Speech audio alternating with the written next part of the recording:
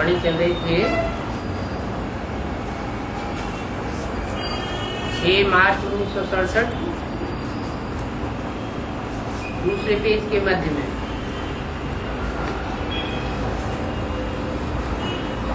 बात चल रही थी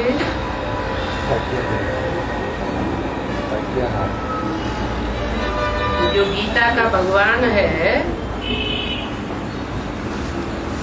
वो गोल्डन एज में ले जाते हैं।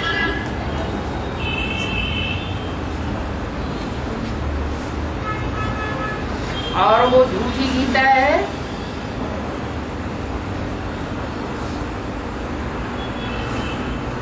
इसे पढ़ने और सुनने से मनुष्य गोल्डन एज से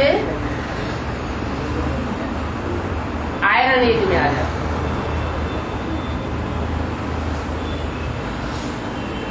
हिंदी में कहते हैं भारत का उत्थान तथा पतन।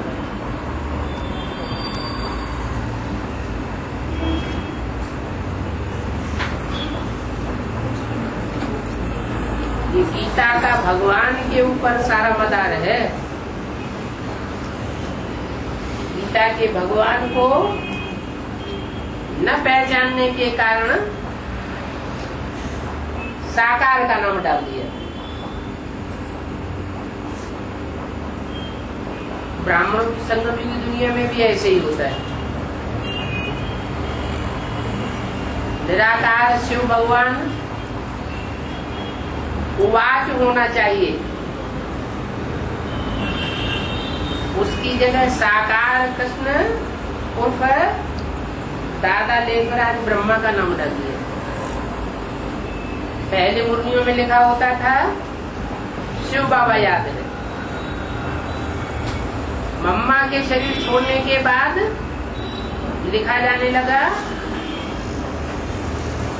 पिताश्री शिव बाबा याद है। पिताश्री माना जो पिता बाद में श्रेष्ठ बनने वाला है। बाद में श्रेष्ठ तो कृष्ण की सोच बनेगी जब नई दुनिया बनेगी, क्योंकि वो तो नर से प्रिंस बनती है जन्म लेकर के, फिर बाद में नारायण बनेगी। लेकिन जो नर से डायरेक्ट नारायण बनता है इसी जन्म में पुरुषार्थ करके, वो अव्वल नंबर है। उसमें मुकर्रर रूप से शिव का प्रवेश होता है। इसलिए वो ही गीता का भगवान है। वो गीता का भगवान झूठी गीता को सच्ची गीता बनाकर जाता है। यज्ञ के आदि में भी वही झूठी गीता सुनी जाती थी और उसके सच्चे अर्थ सुनाई जाते थे। वो वाणी लोप हो गई, क्यों की वाणी कही जाती है। बाद में वही कृष्ण की गीता बन गई। गीता का भगवान कृष्ण हो गया। कृष्ण उर्फ ब्रह्मा दादा लेकर आज, जिनके मुख से वाणी तो निकली लेकिन वो वाणी ज्ञानामृत का काम नहीं कर सकी। जिस अमृत को पी करके देवता देवता बने, वो देवात्मा कैसे देवता बनी? कौन सा अमृत पिया? अमृत तब बनता है जब मंथन किया जाता है। ब्रह्मा के मुख से जो कुछ भी मुरली निकली उसको ज्ञानामृत नहीं कहा गया, क्योंकि वो मंथन नहीं हुआ। मंथन न होने के कारण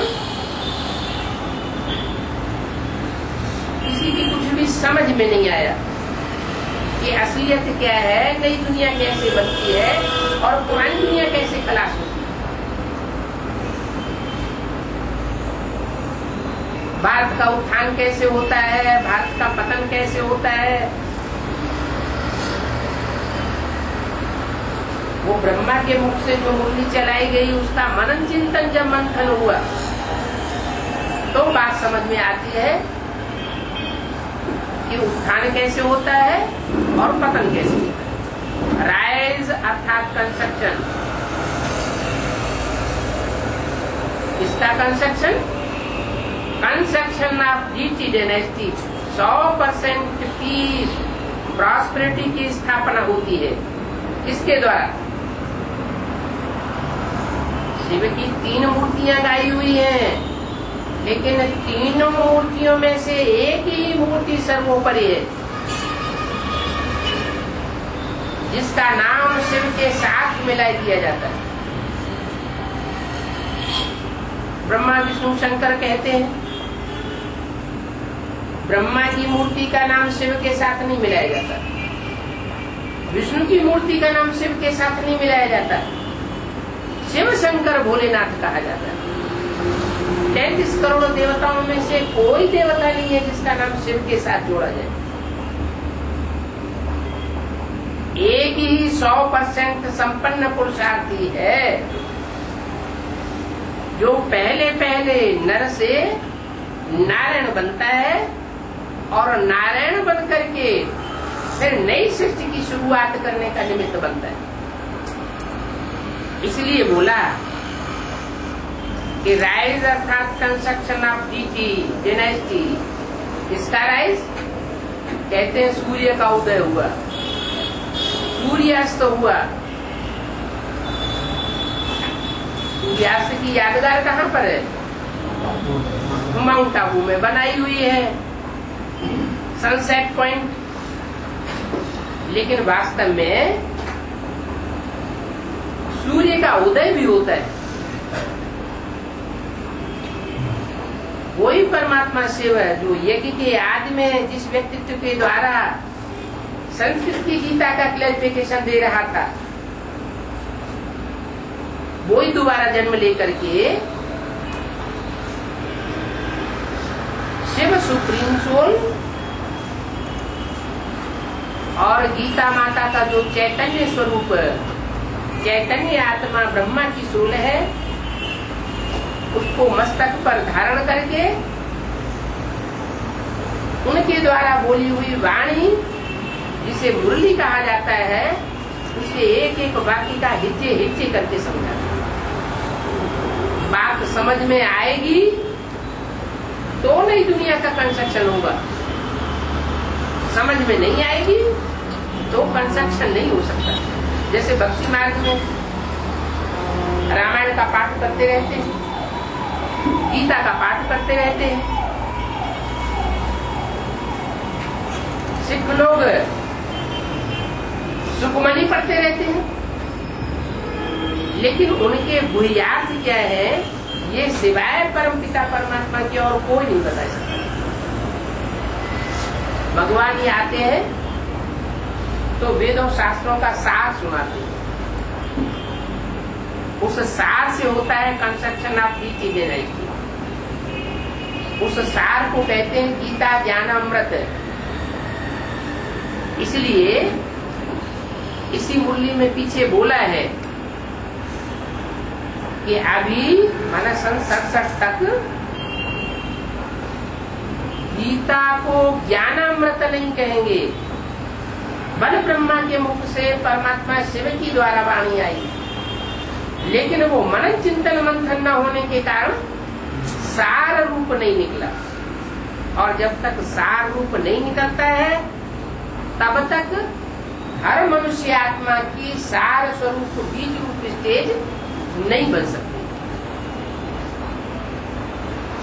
तो सार रूप स्टेज बनती है तो 100% पीस एंड प्रॉस्पेरिटी की दुनिया मनसा के अंदर स्थापित होती है। दुनिया में हर चीज पहले छोटे रूप में तैयार होती है, फिर बड़े रूप में तैयार होती है। एक बार नई दुनिया की स्थापना हो गई तो फिर 5000 वर्ष के बाद अर्थात कल्प के बाद फिर फाल होता है। एक बार संपन्न स्टेज हो गई तो 5000 वर्ष तक वो चलती है। डेविल डायनेस्टी का फाल होता है 5000 वर्ष के बाद। तब तक डेविल डायनेस्टी द्वापर युग से बढ़ती चली जाए। राइज और कंस्ट्रक्शन जीटी डायनेस्टी का होता है। जब सूर्य का उदय होता है तो राइज होता है। कहते हैं गीता ज्ञान सबसे पहले भगवान ने किसको दिया? सूर्य को। सूर्य को दिया तो सूर्य का राइज होता है। वो सूर्य संसार में उदय होकर के रोशनी फैलाता है। वो ज्ञान की रोशनी, उससे संसार नया बनता है। नई रोशनी से नई दुनिया बनती है। पाल के साथ डिस्ट्रक्शन लगना है। दुनिया का नीचे गिरना माना डिस्ट्रक्शन। अभी डेविल डायनेस्टी का विनाश होता है, क्योंकि सूर्य को राइज हुए 5000 वर्ष फिर पूरे हो गए। अभी नई दुनिया बनती है, फिर कल्पवास फाल होगा। एकदम परफेक्ट में लिखना चाहिए, जो कोई खोलने से ही पढ़े कि सभी डेविल डायनेस्टी का अब फाल होने वाला है। एक है जीटी डायनेस्टी और बाकी सब धर्मों की है डेविल डायनेस्टी। एकदम ये बात परफेक्ट में लिखनी चाहिए। तुम्हारा सारा मदार गीता पर क्या? एक ही गीता है जिसके ऊपर सारा मदार है। एक के पावन बनने से सब पावन बन जाते हैं। वो सारी सृष्टि की माता है। कौन? श्रीमद् भगवत गीता। जो सारी सृष्टि की माता है, वो कलयुग के अंत में आकर डेविल डायनेस्टीज के द्वारा खंडित हो जाती है। गीता इस समय पूरी खंडित की हुई है। जड़ गीता की बात नहीं है। शास्त्र सर्वोपरि शास्त्र गीता है। कागज की जड़ गीता शासन नहीं करती। कोई चैतन्य आत्मा है जो शासन करती है, और उससे जास्ती अच्छा श्रेष्ठ शासन कोई नहीं कर सकता। वो गीता कैसा शास्त्र है, कैसा शासन करती है? सब डेविल डायनेस्टी का विनाश और जीटी डायनेस्टी की स्थापना करती है। स्वर्ग का गेट खोलने के निमित्त बनती है गीता माता, और नरक की दुनिया खलास हो जाती है। इसीलिए बताया है कि जगदम्बा ही जगत की अम्बा के रूप में पूजी जाती है। उसे गीता माता कहो, जगदम्बा कहो, बाकी मुरली बोला ये ब्रह्मा ही तुम्हारी जगदम्बा है। जिस मुरली में बोला गया उस समय का वो ब्रह्मा तो शरीर छोड़ गया। फिर वो गीता माता के द्वारा स्वर्ग का गेट कैसे खुलेगा? मुरली में तो बोला माताओं के द्वारा स्वर्ग के गेट खुलवाता हूँ। ब्रह्मा के द्वारा स्वर्ग के गेट खुलते हैं। अब ब्रह्मा ने 68-69 में शरीर छोड़ दिया, तो क्या झूठी बात बोली? नहीं। वो गीता जो जगदम्बा के रूप में संसार में पूजी जाती है, उस जगदम्बा के रूप का शरीर माना जड़त्वमय रूप, प्राकृतिक रूप, जो प्रकृति जड़त्वमयी है, वो 5 तत्वों का पुतला है जिसमें ब्रह्मा की सोल प्रवेश करती है, और प्रवेश होकर के वही ब्रह्मा जो दाढ़ी मूछ के रूप में नहीं पूजा जाता है, मंदिर नहीं बनते, मूर्तियां नहीं बनती हैं, वही सोल उस स्त्री चोले में प्रवेश करने के बाद पूजनीय बन जाता है। वही जगदम्बा फिर जब तामसी रूप पकड़ती है डेविल दुनिया के लिए, तो सारी आसुरी सृष्टि का विनाश करने के लिए निमित्त बनती है। पहले ब्राह्मणों की दुनिया में आसुरी ब्राह्मणों का विनाश करने के लिए निमित्त बनेगी, कि पहले बाहर की दुनिया में निमित्त बन जाएगी।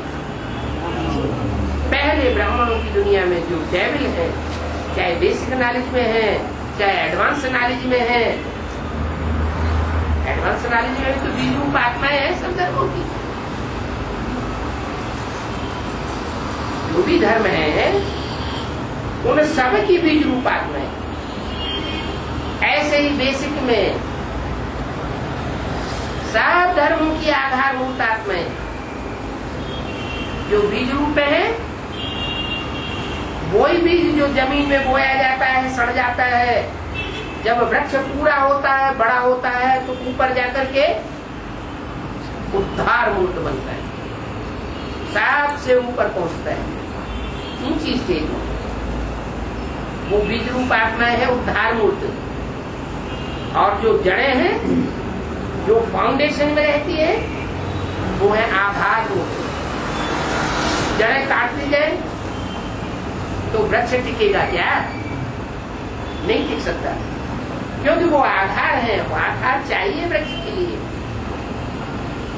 और वो है उद्धार मूर्त। माने जो भी एडवांस पार्टी है,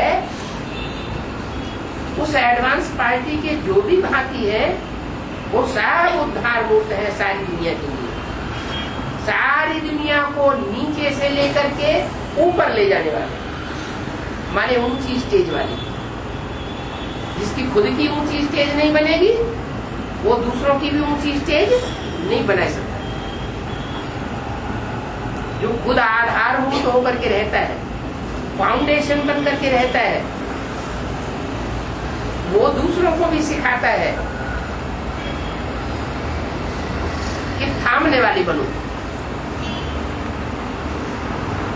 जो भी बेसिक वाली आत्माएं हैं, उनमें जो फर्स्ट क्लास स्वरूप है चंद्रवंशियों का, वो आधारभूत है फर्स्ट क्लास।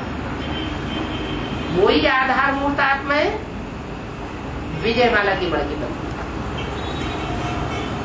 विजयमाला के मणके उन बीजों को आधार देते हैं, टिकाऊपन देते हैं। अगर आधार हिल जाए तो उसके ऊपर जो बीज है वो भी हिल जाएगा। ये आधार है, ये इसके ऊपर आधे है, ये हिलेगा तो आधे भी हिल जाएगा। तो धरणी माता, जगत माता, प्रकृति माता या भारत माता, उसका सेंट्रल प्लेस है दिल्ली। एक दिल्ली के ऊपर सारी दुनिया का मदार है। दिल्ली का परिवर्तन होता है तो सारी दुनिया का परिवर्तन हो जाता है। दिल्ली का पतन होता है तो सारी दुनिया का पतन हो जाता है। ये दिल्ली दुनिया के अंदर एक ऐसा शहर है जिसके ऊपर सब धर्मों ने राज्य किए, लेकिन वो तो है जड़ दिल्ली। उसके मानिंद कोई चैतन्य आत्मा भी है। वही चैतन्य आत्मा सारी सृष्टि की माता के रूप में भी है। जो भी सृष्टि में माताएं हैं, कलयुग के अंत में आकर के उनकी दुर्गति हो जाती है। भारत माताओं की खास दुर्गति बनती है। उनमें सबसे बड़ी से बड़ी माता है जगदम्बा, जिसको गीता माता कहा। उसमें कृष्ण का नाम डाल देने से उस माता की भी दुर्गति होती है और सारी दुनिया की भी दुर्गति हो जाती है। अभी राइज ऑफ भारत होना है, भारत का उत्थान होना है। ये भारत का उत्थान तब होगा जब गीता माता का उत्थान, और गीता का माता का तब उत्थान होगा जब गीता माता की बुद्धि में बैठे कि गीता पति भगवान कौन है। पति साकार में होगा या निराकार में होगा?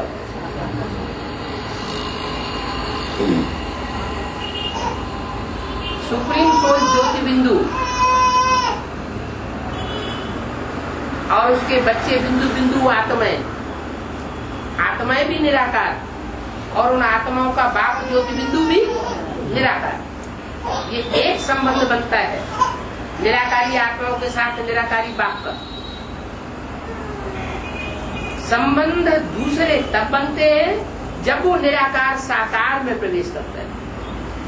चाहे ब्रह्मा में प्रवेश करता है, चाहे प्रजापिता में प्रवेश करता है, तब ढेर सारे संबंध बन जाते हैं। तो जो संबंध बने हैं उनसे साबित होता है कि समान बंधन वाले होने चाहिए। एक निराकार हो और दूसरा साकार हो तो संबंध स्थायी नहीं रह सकता। अब माता तो साकार बन गई, साकारी स्टेज में आ गई। साकारी स्टेज माने देवभान की स्टेज, और देवभान की स्टेज जब बन जाती है तो विकृति बहुत आती है। निराकारी स्टेज आती है तो आत्मा निराकारी, निर्विकारी और निरहंकारी बन जाती है।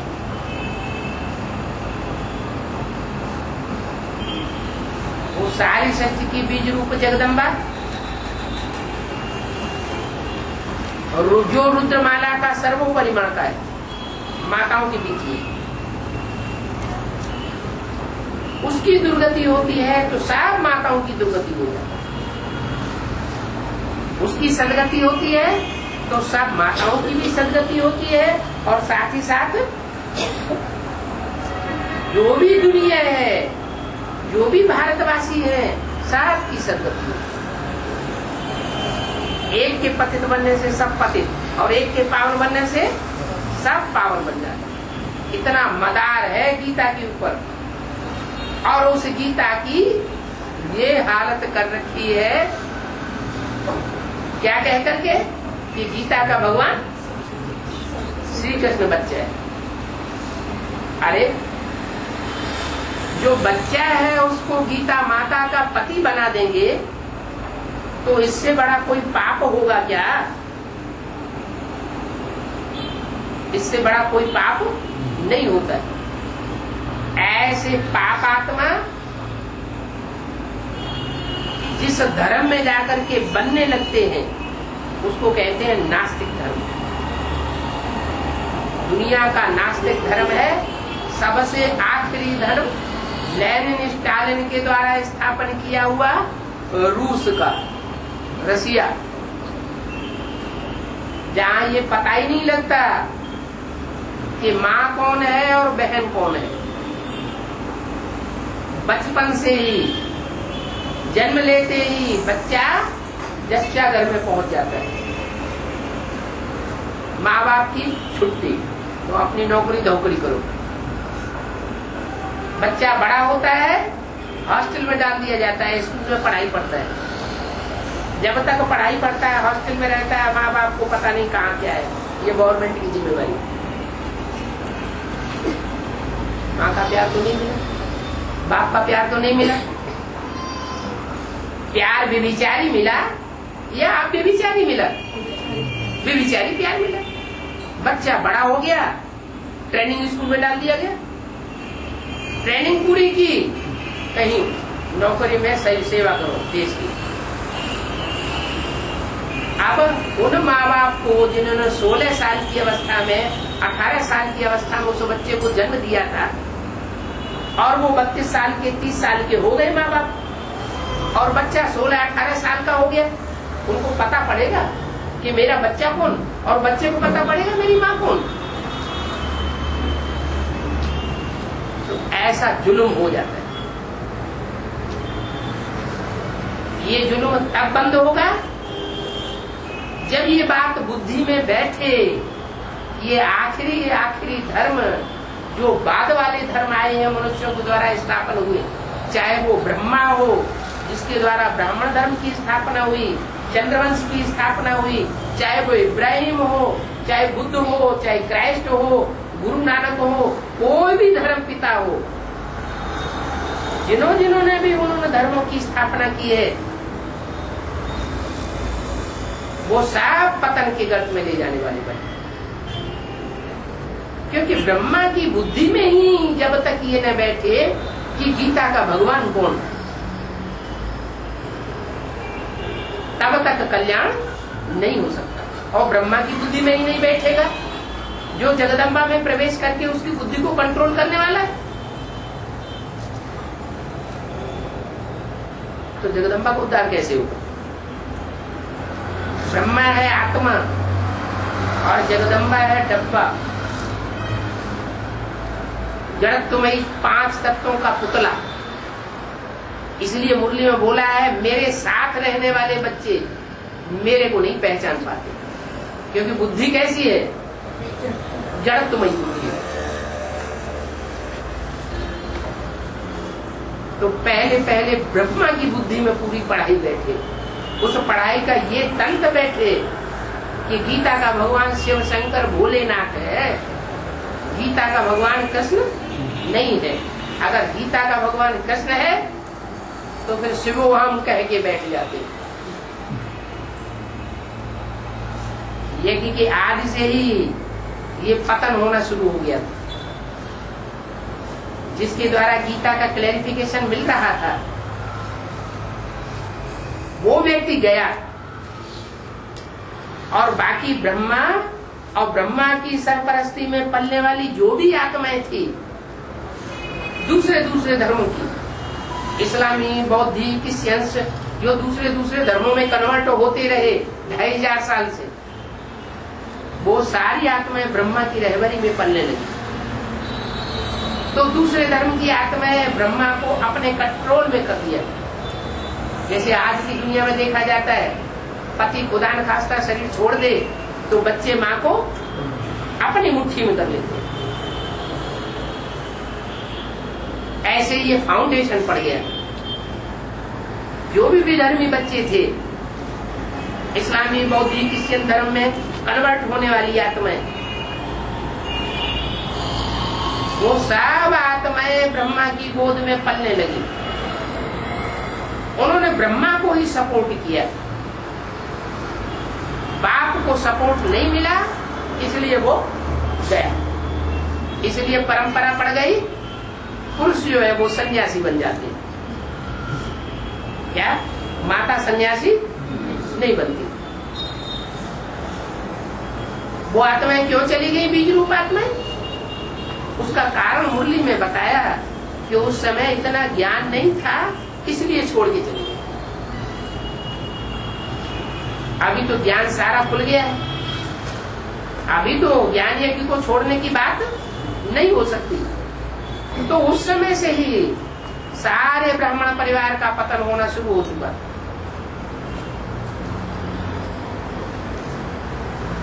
अभी बात सारी खुल गई। जो भी गीता माता, चैतन्य गीता माता, वो भी प्रत्यक्ष हो चुकी, और जो ज्ञान की गीता है उसका सार भी प्रत्यक्ष हो गया।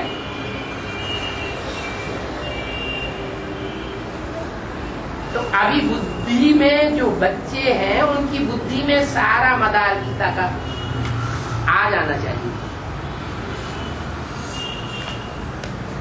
बाप आकर के सच्ची गीता सुनाते हैं कि ये है सच्ची गीता। क्या है सच्ची गीता? गीता को माता कहा जाता है, तो माता चैतन्य होगी या जड़ होगी? चैतन्य होगी।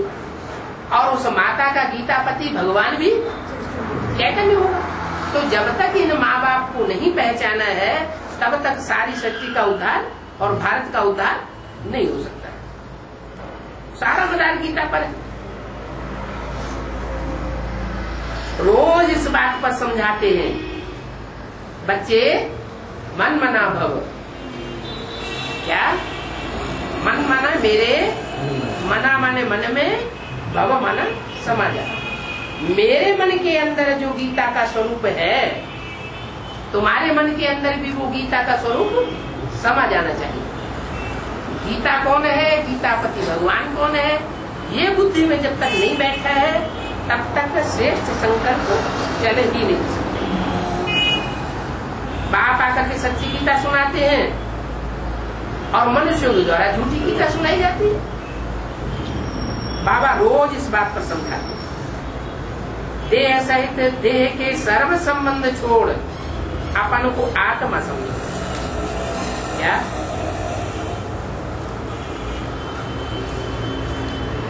बच्चे की पैदाइश होती है तो जो पैदाइश हुई है बच्चे की उसमें सिर्फ देह है या बीज भी है, आत्मा भी है। आत्मा भी है तो धरणी माने देह भी है, मिट्टी भी है। धरणी का अंश कहाँ से आता है, माने देह का अंश कहाँ से आता है, और बीज कहाँ से आता है। बीज बाप से आता है और धरणी माने देह का अंश माता से आता है। 5 तत्व कहो, 5 तत्वों का पुतला माता के पेट में बनता है और बीज उसमें 4-5 महीने के बाद प्रवेश करता है। ऐसे ही होता है।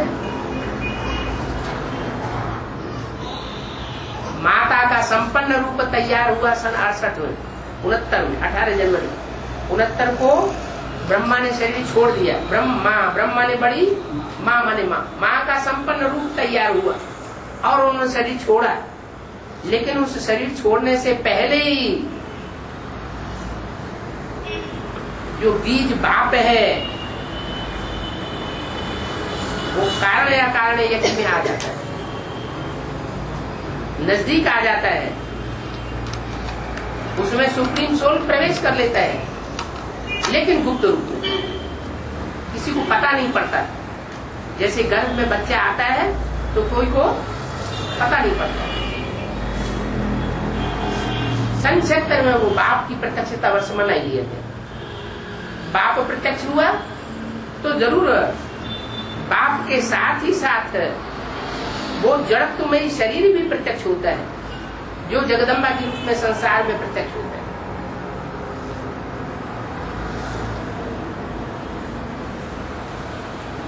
तो देह सहित देह के सब संबंध छोड़ो और अपन को आत्मा समझो। पहले बीज का परिष्कार करो, बीज को अपने स्वरूप में टिकाओ। देह को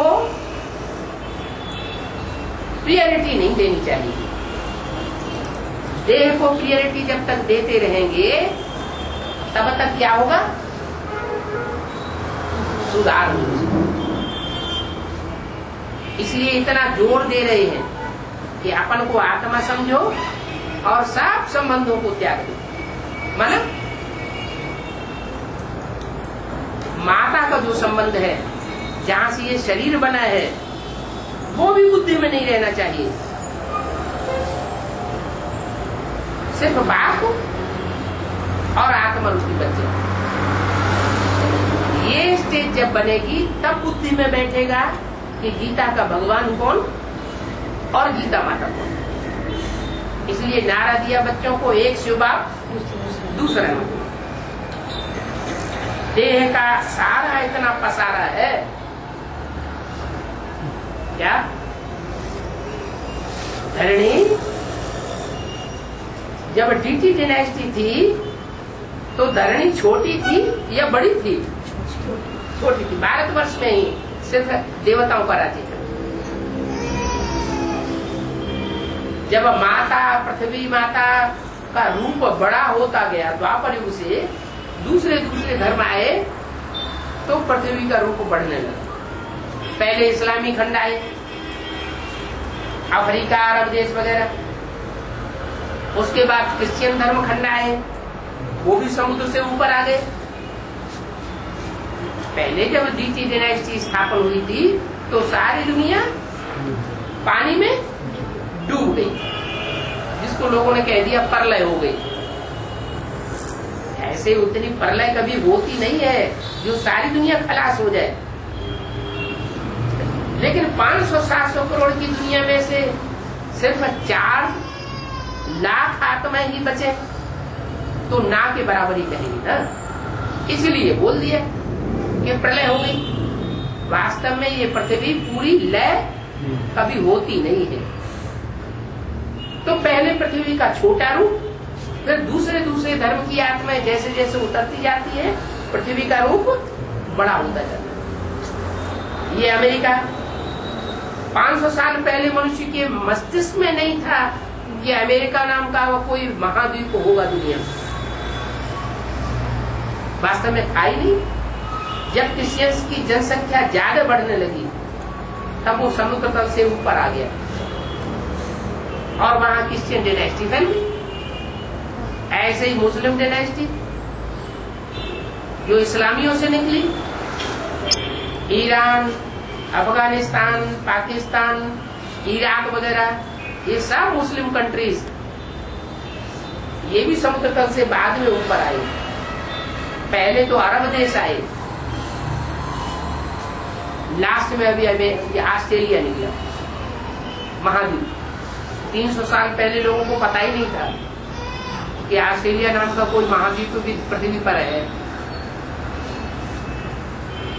तो कहा ये देह का सारा पसारा है, वो पृथ्वी जिसे देह है, वो जड़त्वमयी पृथ्वी है और गीता माता चैतन्य पृथ्वी। ये सारा देह का पसारा है। आत्मा तो आत्मा ही है, उसका पसारा नहीं है। हाँ, आत्मा का ममत्व देह में लग जाता है, तो ममत्व लग जाने से आत्मा अपन को देह समझ बैठती है। नहीं तो आत्मा आत्मा है, देह अलग है, अलग चीज, और आत्मा अलग चीज। बाप कहते हैं इस देह के सारे पसारे को भूलकर अभी अपन को आत्मा समझो। ये बड़ी गलती है। यज्ञ के आदि से ही ये गलती होती चली आई। क्या इनसे ये गलती हुई? जो आत्मिक स्थिति में नहीं रह सके उनसे ये गलती शुरुआत हुई। सूर्यवंशियों से उतनी गलती नहीं हुई, उनसे गलती होती है लास्ट में आकर के, जब आखिरी जन्म में आके नीचे गिर जाते हैं, माया के प्रभाव में आ जाते हैं। तो बहुत ही विस्तार हो जाता है देह और देह के संबंध होगा। माया का पसारा इतना ज्यादा बढ़ता है संसार में कि जो सूर्यवंशी आत्माएं हैं वो भी उसकी चपेट में आ जाती है। तो ये देह का पसारा यज्ञ के आदि से ही हो सारी सृष्टि के ऊपर छा गया, ब्राह्मणों की दुनिया के ऊपर भी छा गया। जो भी 9 कुरियों के ब्राह्मण थे, 9 धर्मों में कन्वर्ट होने वाले ब्राह्मण थे, उनमें से एक सूर्यवंश को छोड़ करके बाकी सब प्रभाव में आ गए। किसके प्रभाव में? माता के प्रभाव। वो यज्ञ की आदि की माता गई तो उसका स्थान ब्रह्मा ने लिया, दादा लेकर आ गए, टाइटलदारी ब्रह्मा ने। फिर उनके प्रभाव में सब आ गए। बेसिक नॉलेज में भी ब्रह्मा ही ब्रह्मा रटते रटते रटते रटते क्या हो गया? सारा पतन हो गया। और अभी ब्राह्मणों की दुनिया में भी सूर्यवंशी आत्माओं मात्र को छोड़ करके, जिनके लिए मुरली में बोला हुआ है अव्यक्तवाणी में कि बाप दादा ने नई दुनिया की सौगात तुम बच्चों को दी है। वो नई दुनिया का फाउंडेशन डालने वाले सूर्यवंशी बच्चे, वो तो फाउंडेशन डाल रहे। बाकी जितने भी बीज हैं एडवांस पार्टी के, इस्लामी, बौद्धी, क्रिश्चियन आदि, वो सब उस माया के पसारे में, देह के पसारे में वसीभूत हो चुके। अभी ब्राह्मणों की दुनिया में भी, बेसिक नॉलेज में भी और एडवांस नॉलेज में भी माँ ही माँ कहकर के चिल्ला रहे। उनको ये पता नहीं है कि माँ का पहला रूप है जो संसार के सामने आवेगा, वो होगा डेविल दुनिया का विनाश। जो माँ माँ कहकर के चिल्लाने वाले हैं वही डेविल संप्रदाय। प्राप्ति किससे होती है, बाप से या माँ से? है बाप से प्राप्ति। माँ को बाप ने स्वीकार किया, काहे के लिए? अपना सहयोग देने के लिए। माँ सर्वोपरि नहीं है, सर्वोपरि बीज बाप है। उस बीज रूप स्टेज में ही सब बच्चों को टिकना पड़ेगा। जो उस बीज रूप स्टेज में आत्मिक स्थिति में 100% नहीं टिक पाएंगे, उनको ये दुनिया छोड़नी पड़ेगी। जाओ परमधाम में रहो जाकर के। ये दुनिया स्वर्ग बनने वाली है, नई दुनिया बनने वाली है। ये धरती माता जिसको सारी दुनिया ने पोल्यूट किया है, प्रकृति माता जिसको सारी दुनिया ने पोल्यूट किया है, ये गीता माता जिसको सारी दुनिया ने पोल्यूट किया है, जिन्होंने पोल्यूट किया है, विचार फैलाया है, वो अब इस सृष्टि पर नहीं रही। वो देह अभिमानी आत्मा है। 84 जन्म नहीं लेंगी। 84 जन्म सिर्फ वो ही लेंगे जो पक्के बीज हैं। देखा जाए तो नई दुनिया जो बनेगी 100%, उसमें राधा कृष्ण के रूप में जन्म लेने वाली आत्माएं भी, उनके भी 84 जन्म तो होंगे, लेकिन कृष्ण जैसी श्रेष्ठ आत्मा के भी 50 साल इस धरती पर कम हो जाते हैं। वो सूक्ष्म शरीर उनको मिलता है, तो जो 50 साल कम हो गया टाइम, वो ऑलराउंड तो नहीं हुए। ऑलराउंड पार्ट न बजा पाने के कारण वो हीरो हीरोइन के पार्टधारी नहीं बन पाते।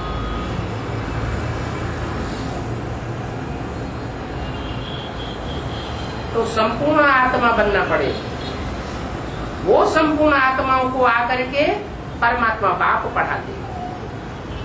रूहानी बाप रूहानी बच्चों से आकर के बात करते हैं। जो रूह की स्टेज में टिकते नहीं, देवभान में आते हैं, उनसे बाप बात भी नहीं करते। जैसे मुरली में बोला, मैं तुम बच्चों को सुनाने के लिए आता हूँ, ये ब्रह्मा बीच में सुन लेता है।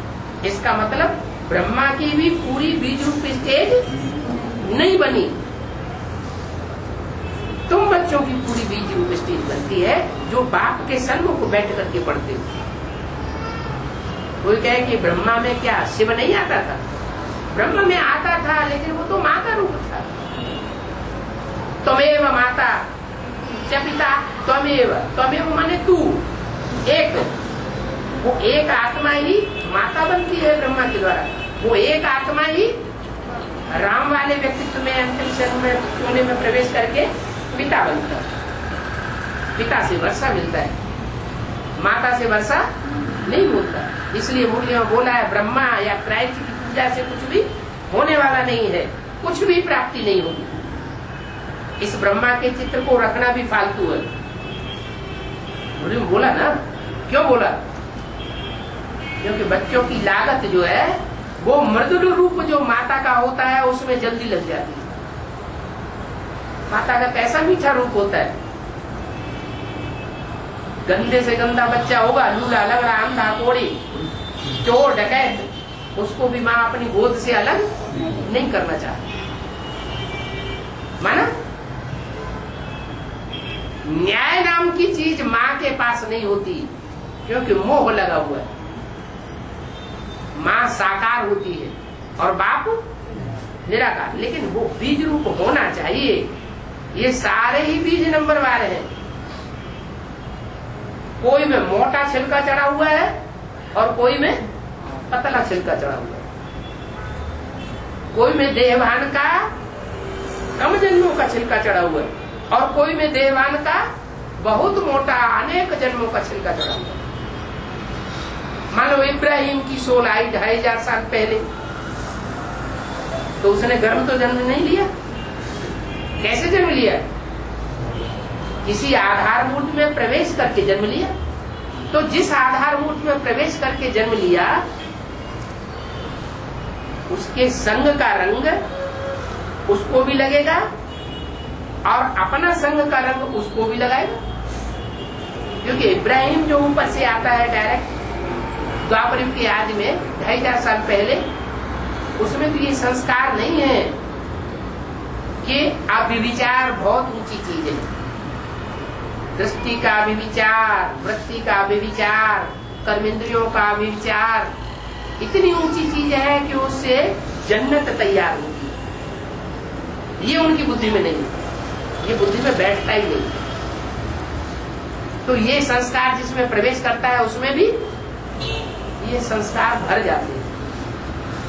वो आत्मा भी वो द्वापर युग से ही देह अभिमानी बनने लग पड़ती है। वो शास्त्रों का ज्ञान उसकी बुद्धि में नहीं ठहर सकता और बैठता भी है तो उल्टे रूप में बैठता है। किस रूप में बैठता है?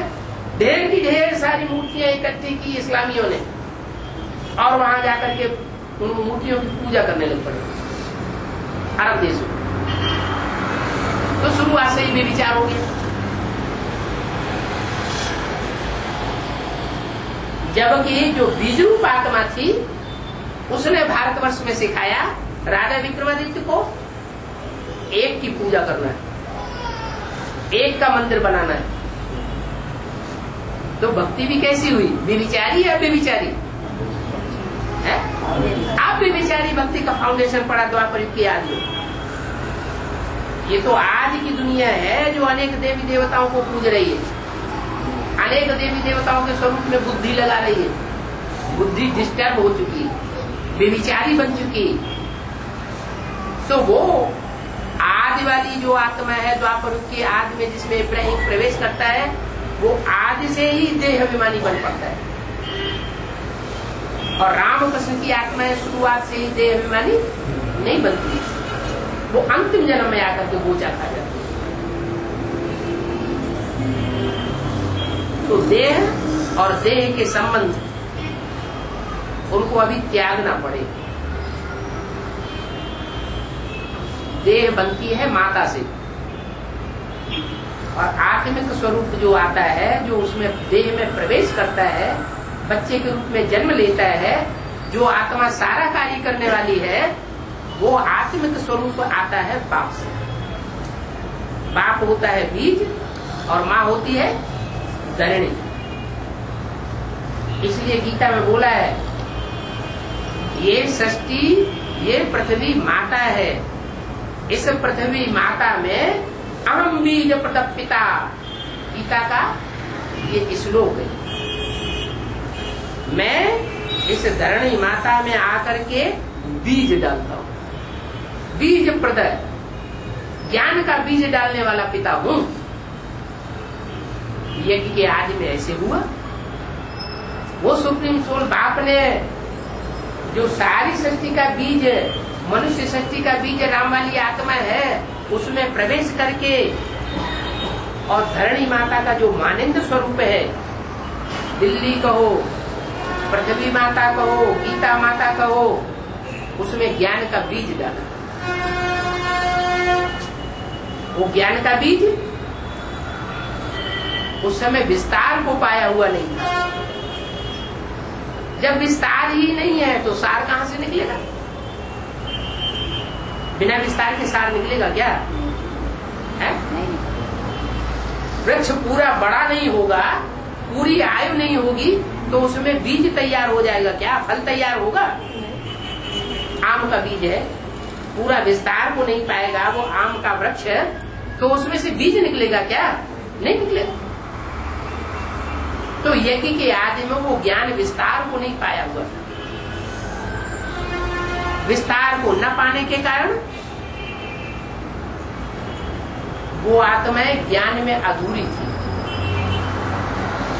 जिनको ज्ञान की जरूरत थी वो मन बुद्धि रूपी आत्माएं, सूर्यवंशी आत्माएं, जो संपूर्ण 100% आत्मा बनकर के रहती है इस सृष्टि पर ज्यादा से ज्यादा लंबे समय तक, उनको आत्मा का वो भोजन, बुद्धि का भोजन नहीं मिला, इसलिए वो टूट पड़ी। अब टूट पड़ी, कारण या कारण टूट पड़ी, तो बाबा ने मुरली में बोला कि राम फेल हो गया। राम फेल हो गया माना क्या? फाइनल में फेल हो गया। फाइनल एग्जाम तो अभी तक भी नहीं हुआ, 70 साल हो गए यज्ञ को। जो शुरुआत का एग्जाम था, मासिक, त्रैमासिक, उसमें फेल हुआ। तो ये कोई घृणा की बात नहीं है, नीची दृष्टि से देखने की बात नहीं है। राम तो फेलियर आत्मा है। अरे तुम कौन पास आत्मा हो? पास तो अभी कोई हुआ ही नहीं। फाइनल पेपर कहाँ निकला? फाइनल रिजल्ट अभी कहाँ निकला? तो वो राम वाली आत्मा जो आदि में बीज थी, वो बीज गुप्त हो जाता है, झाड़ बढ़ता है ब्राह्मणों का। बीज धरने में बोया जाता है तो बीज का अस्तित्व तो खत्म हो जाता है या बीज चलता रहता है? बीज सड़ जाता है क्या? वो अपनी हस्ती को खत्म कर देता है। कहते भी है, मिटा दे अपनी हस्ती को अगर कुछ मर्तबा जाए। बीज अपने को धरनी में मिला देता है, खाक में मिला देता है कि दाना खाक में मिलकर गुले गुलजार होता है। जब तक अपनी हस्ती को मिटाया नहीं है, तो थोड़ा सा तना अपने पास बचा के रख लिया, कहीं बर्बाद ना हो जाए, ईश्वरीय सेवा में ज्यादा नहीं लगाना। थोड़ा सा धन अपने पास बचा के रख लिया, अरे आए वेले काम आएगा, दुनिया में विनाश होने वाला है, महंगाई बहुत बढ़ने वाली है, तो अभी सारा सेवा में मत लगाओ। ईश्वरीय सेवा में सारा धन लगाने की जरूरत नहीं है, थोड़ा सा बचा के रखो। तो कहेंगे पूरा स्वाहा हुआ, राख बना नहीं। इसलिए शंकर है जिसको भभूत दिखाई जाती है, राख ही राख लपेटे हुए। वो साधु संत सन्यासी क्या करते हैं? राख लपेट लेते हैं। अब राख लपेटने का अर्थ तो जानते नहीं। राख लपेटने का अर्थ है जो अव्यक्त वाणी में बाबा ने बोला, आप देखेंगे फोटो में से कोई कितने निकलते हैं और कौन निकलते हैं, क्या लाखों में से एक कौन निकलते हैं, और खाक बनने वाले कौन निकलते हैं। खाक माना राख। अपने को राख कौन बनाते हैं?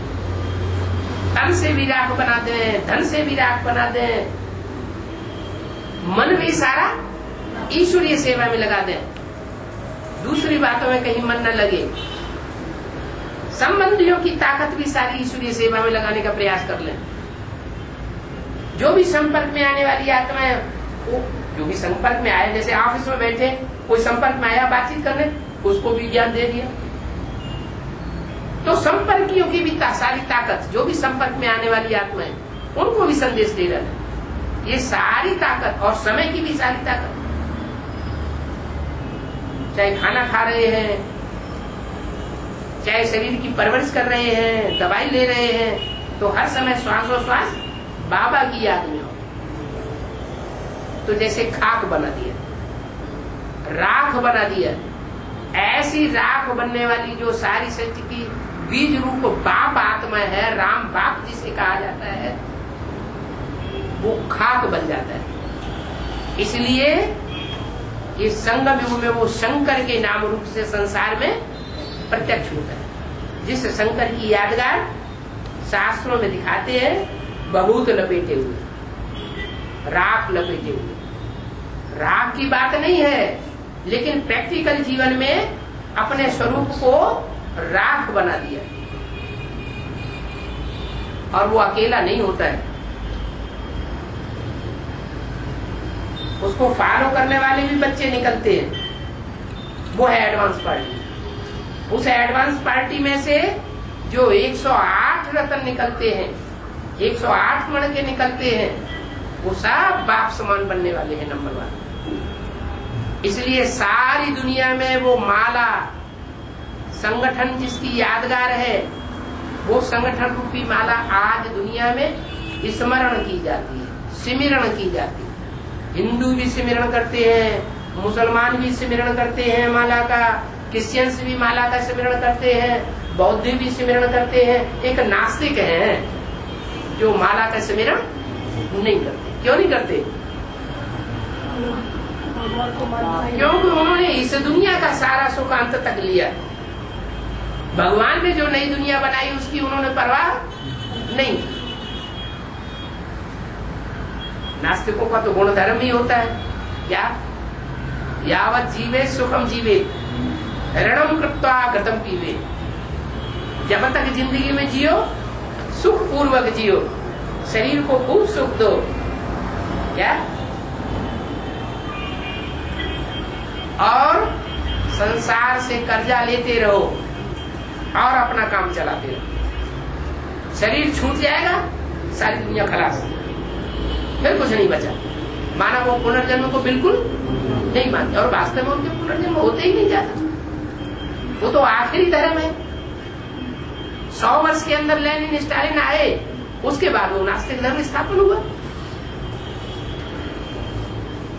तो उनको वो सुख का वर्षा नहीं मिलता जो भगवान आकर के देते। वो सुखदाता बाप जो सब धर्मों में गाया हुआ है, गॉड फादर को सब धर्म वाले मानते हैं, उसको वो नास्तिक नहीं मानते। फिर भी बाप की महानता देखो, ये जो झाड़ का चित्र बनाया हुआ है, सब धर्म दिखाए हुए हैं, उनमें सबसे नजदीक किसको बैठाया है? उस नास्तिक बच्चे को बैठाया हुआ है। क्यों बैठाया हुआ है? कोई कारण होगा? एक कहावत है, काम निकालने के लिए गधे को भी बाप बना देना पड़ता है। जो गाय ज्यादा दूध देती है, उस दूध देने वाली गाय की लात भी सहन करनी पड़ती है।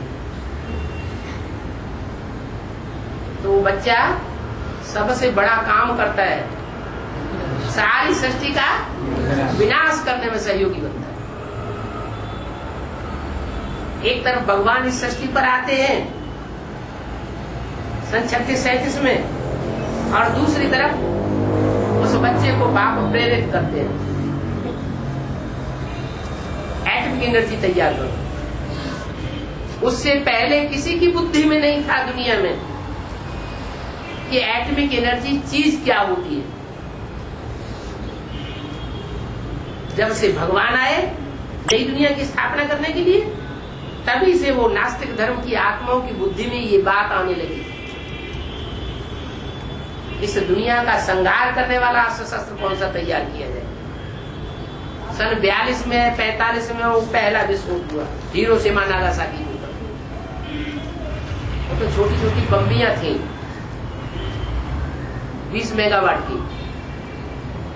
अभी तो हजारों हजार मेगावाट के पावरफुल ऐसे बम तैयार हो चुके हैं, जिनसे ये दुनिया बटन दबाई और खलास हो सकती है। लेकिन भगवान आया हुआ है, अपने सब बच्चों को मुक्ति, जीवन मुक्ति का वर्षा देने के लिए आया हुआ है। 500-700 जो भी करोड़ 500-700 करोड़ आत्माएं हैं, मनुष्य आत्माएं, उन सब को वो वर्षा मिल रहा है। किसी को कम, किसी को पूरा 100%। तो वो सुख शांति का वर्षा लेने के लिए टाइम तो लगेगा, या फूंक मारते नई दुनिया बन जाएगी और बिगड़ जाएगी। वो 100 साल का टाइम लगता है। और धर्म पिताएं आते हैं, उन्होंने भी आकर के 100 वर्ष के अंदर अपने धर्म की स्थापना की है। इससे जास्ती टाइम कोई नहीं लगाता। भगवान भी सृष्टि पर आकर के 100 वर्ष के अंदर इतना बड़ा कार्य करके जाता है कि सारी पुरानी दुनिया, सारे पुराने धर्म, डेविल धर्मों का विनाश और डीटी धर्म की स्थापना कर दिया। वो कहेगा सारे डेविल धर्म है, क्या ब्रह्मा को भी उस गिनती में गिनेंगे? अरे ब्रह्मा का तो टाइटल ही गधा दे दिया, बच्चा बुद्धि दे दिया। रावण का जो सिर बनाते हैं 10 सिर, उन 10 सिरों के ऊपर किसका सिर दिखाते हैं? गधे का सिर दिखाते हैं। वो गधा कौन है? वो गधा वो है जो भगवान के स्वरूप को नहीं पहचान पाता। यज्ञ के याद में अगर ब्रह्मा ने भगवान के स्वरूप को पहचाना होता तो उसको छोड़ करके यज्ञ में से जाने ही नहीं देता और बच्चों को सपोर्ट नहीं करता। गधा बुद्धि होने के कारण ऐसा भी। अभी भी कृष्ण की सोल इतना ज्ञान मिल रहा है, इतना ज्ञान मिल रहा है, तो भी गुलजार दादी में जाकर के प्रवेश कर जाते हैं। वही गुलजार दादी, वो छोटी बच्ची जो यज्ञ के याद में बहुत आकर्षणमयी छोटी बच्ची थी, ब्रह्मा बाबा उसको बार बार अपनी तरफ बुलाते थे और वो भाग जाती थी, बाबा के पास कभी आई नहीं। बाबा उसको अति प्यार करते थे, तो अंतमते सुगति हो गई।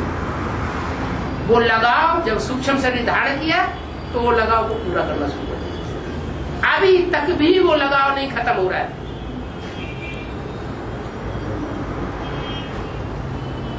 अभी अभी राम वाली आत्मा में प्रवेश करते हैं, बीज रूप स्टेज बनती है और वो देह का लगाव आता है तो वहां जाकर के फिर प्रवेश कर जाते हैं। ये चंद्रमा का वास्तव होगा जब ब्रह्मा की बुद्धि में वो गीता का भगवान उदय होगा, तो चंद्रमा जो अधूरा चंद्रमा है वो अस्त हो जाएगा। अधूरा चंद्रमा का रूप नहीं रहेगा, संपूर्ण चंद्रमा हो जाएगा।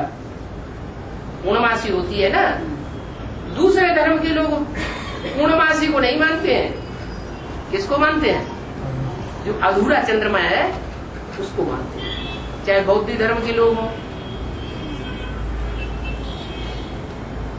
चाहे मुसलमान धर्म के लोग हों, उनके झंडे में कौन सा चंद्रमा का रूप दिखाया जाता है? अधूरा चंद्रमा। जब तक अधूरा है तब तक उनका काम बन रहा है, और जब संपूर्ण बन जाएगा तो फिर वो बाप का बन जाएगा, बाप की रहबरी में आ जाएगा।